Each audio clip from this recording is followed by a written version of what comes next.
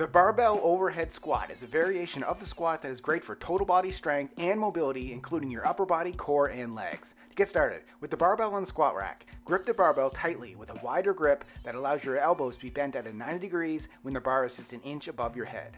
Step back from the squat rack and stand with a hip-width stance with your chest up and shoulders back. Next, extend your arms by pressing the barbell over your head. If needed, you can bend at the knees and perform a quick push press to get the barbell overhead.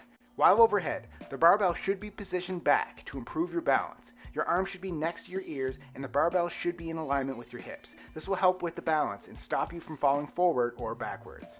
Next, begin the squat by bracing your core and bending your knees and hips to lower your body while keeping your feet flat on the floor. Do not let your heels come off the floor. Also, focus on keeping your elbows extended, not bent. Think about pushing the bar up. This will also help with balance.